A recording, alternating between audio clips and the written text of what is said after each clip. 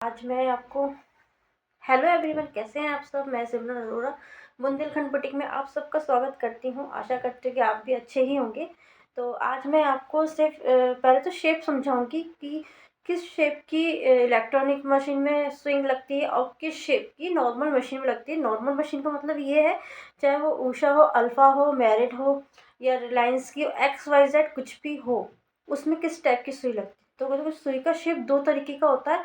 एक तो होता है हाफ होता है हमारा राउंड में, और हाफ होता है चपटा। आप कभी भी नॉर्मल जो आपके घर में मशीन है उनको एक बार चेक करके जरूर देखिएगा, तो आपको समझ में आएगा। और एक होती है इलेक्ट्रॉनिक मशीन जिसमें पूरा सुई का जो शेप होता है वो राउंड में होता है। देखो मैं समझा देती हूँ, देखिए शायद आपको समझ में आए। ये देखिए, ये समझ में आ रही होगी आपको। ये देखिए, ये चपटा वाला हिस्सा है। ये देखिए, ये चपटा हिस्सा है, ठीक है। और ये देखो, ये राउंड में है, देखिए, है ना। और ये देख, कहीं से भी देखेंगे गोल है, ठीक है। दोनों का अंतर दिखा। देखो ये पूरी ग्राउंड है, ये कहीं से भी देखिए, इसको मैं घुमा रही हूँ। और ये चपटा हिस्सा है इसका, देखिए।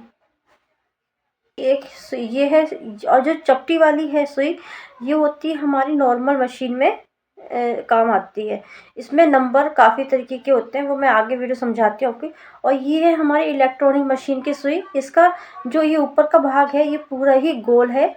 और ये नॉर्मल मशीन की सुई है जिसका ऊपर का भाग एक तरफ से चपटा है और एक तरफ से गोल है, ठीक है। समझ में आ ही गया होगा कि इलेक्ट्रॉनिक मशीन की सुई और नॉर्मल सुई कौन सी होती है।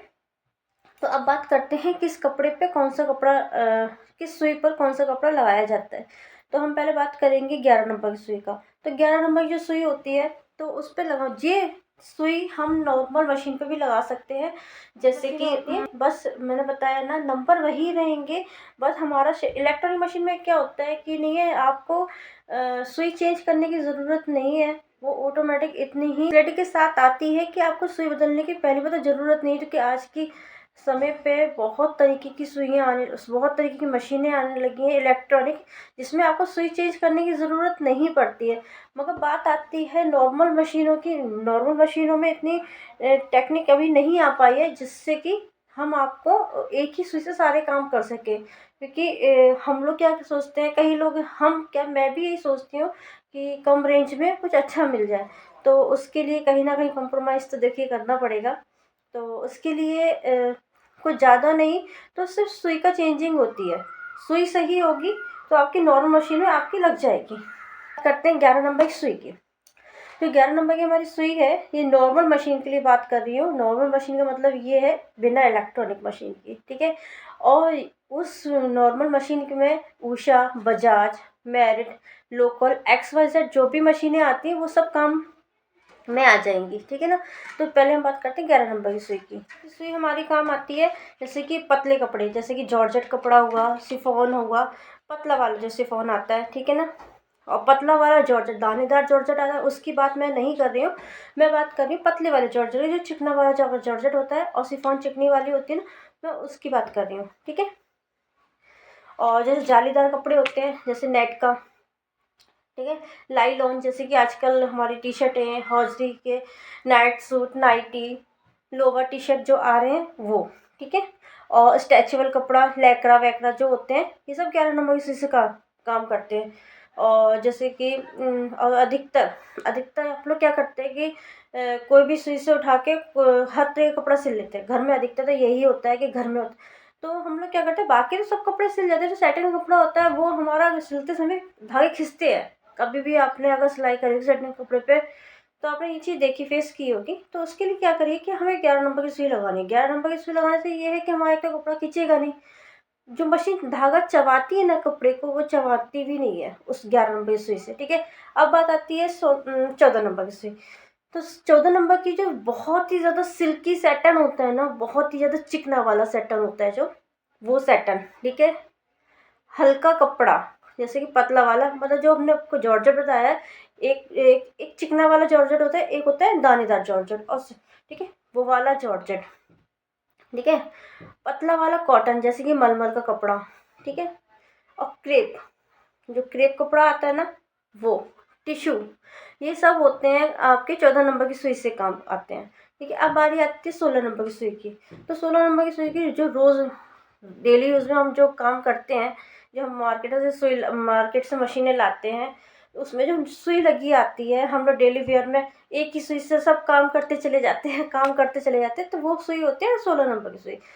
तो ये सुई हमारी डेली वेयर की सुई होती है। तो इसी सुई से अधिकतर सब लोग क्या करते हैं, काम करते हैं, बट ऐसा नहीं होता है। कई बार ऐसा देखो कि आपकी हल्की हल्की धागा खिंचा हुआ आ रहा है, सिलाई खिंची हुई आ रही है, ठीक है, कपड़ा खिंच रहा है। तो इसी वजह से आप एक ही सुई का सभी चीज़ पे इस्तेमाल करते हैं, उसकी वजह से ये आपकी प्रॉब्लम आ जाती है। तो 16 नंबर की सुई लगाने के लिए, जैसे कॉटन के सूट सिल रहे हैं, हल्की फुल्की सिलाई मार रहे हैं, उनके लिए डेली वेयर की सुई के लिए है ये, कपड़ों के लिए। तो रोज़ के कपड़ों के लिए और जो सेंसिटिव कपड़े होते हैं ना, जैसे बताया सैटन, धागा खा जाता खिंचता है। एक सैटन बहुत चिकना वाला था जो कि 11 नंबर की सुई के लिए मैंने बताया, उसके लिए काम होता है। एक सैटन आता है हल्का सा मोटा, जैसे कि टाफ्टा हुआ, ठीक है, क्रेप हुआ, और जैसे कि सैंटून हुआ। तो ये हमारे जो कपड़े होते हैं ना, तो ये 16 नंबर सुई के लिए। और एक तो होता है वेलवेट और एक होता है शनील, ठीक है। एक होता है वेलवेट और एक होता है शनील, ठीक है ना। तो जो शनील का कपड़ा होता है ना, ये 16 नंबर की सुई से सिलाई होती है, ठीक है। अब बारी आती है 18 नंबर की सुई की। तो 18 नंबर की सुई के लिए हैवी कपड़े, हैवी का मतलब ये होता है कि बहुत ज़्यादा हैवी नहीं, ठीक है। हैवी का मतलब ये होता है जैसे कि वेडिंग वेयर कपड़े होते हैं, जैसे लहंगे होते हैं, सव्यसाची ब्लाउज होते हैं। सव्यसाची ब्लाउज तो हैवी तो होते हैं, बट वो हार्ड नहीं होते हैं, है ना, हार्ड नहीं होते, उसे पैड भी लगता है, स्टोन भी होते हैं। उस टाइप के कपड़े वेडिंग वेयर, समझ रहे होगे आप किस टाइप के मैं कहना चाह रही हूँ। तो उस टाइप के कपड़े, ठीक है, वेडिंग वेयर कपड़े, सव्यसाची, लहंगा, थिक कपड़े वही जो इसमें फॉर्म वॉर्म लगा के हम काम कर रहे हैं, तो वो थिक कपड़े। तो ऐसे कपड़ों के लिए हमें 18 नंबर की सुई की ज़रूरत होती है। अब बारी आती है 21 नंबर की सुई की। 21 नंबर की सुई के लिए मोटे कपड़े, जीन्स, वेलवेट, जो टाइट वाला जो वेलवेट आता है ना वो, बैग और जैकेट, इन सब कपड़ों के लिए, इन सब चीज़ों के लिए हमें 21 नंबर की सुई लगाई जाती है। अब बारी आती है जीन्स की, ठीक है। जीन्स हम क्योंकि इतना कुछ बता दिया पर जीन्स के बारे में हमने नहीं बताया, ठीक है, तो उसका भी आपके लिए कन्फ्यूज़न है। तो जीन्स के लिए क्या होता है, 22 नंबर की सुई लगती है, क्योंकि जीन्स काफ़ी मोटी होती है। कई जीन्स की वैरायटी तो इतनी अच्छी होती है कि नॉर्मल सिलाई से सिलाई होती ही नहीं है। तो उसके लिए हमें 22 नंबर की सुई की ज़रूरत है, क्योंकि 22 नंबर की जो टिप होती है वो काफ़ी थिक होती है, ठीक है। तो उसके लिए हमें जीन्स के लिए खासकर सिर्फ एक ही चीज़ के लिए 22 नंबर की सुई होती है, वो जीन्स के लिए होती है, और जीन्स का ही इस्तेमाल कीजिए। और कई मशीनें ऐसी होती है जिसमें 18 नंबर की सुई कॉमन होती है और 16 नंबर की कॉमन होती है। जैसे कि मेरी जो मशीन है, जिस मशीन से मैं काम करती हूँ, उसमें 18 नंबर की सुई है, वो कॉमन सुई है, ठीक है। इस पर लगभग लगभग जो में पतले सूट है, कॉटन के सूट है, मलमल के सूट है, ये सब में काम, डेली वेयर के जो काम होते हैं, डेली वेयर कपड़े हम जो पहनते हैं, तो उस कपड़ों को हम सिल लेते हैं 18 नंबर से। मगर हाँ, हौजरी हौजरी का आपको सिलना है, तो आपको जो मैंने बताया है वीडियो में, तो आप वहाँ पर उस नंबर की सुई लगाइए। एक ही सुई से सारी सिलाई नहीं कीजिए। आपको अगर फिनिशिंग चाहिए परफेक्ट, आई होप आपको मेरी जानकारी अच्छी लगी होगी। तो अगर मेरी वीडियो आपको अच्छी लगी तो प्लीज़ लाइक कमेंट सब्सक्राइब जरूर कीजिएगा। मिलते हैं नेक्स्ट वीडियो में, तब तक के लिए bye bye, thank you for watching.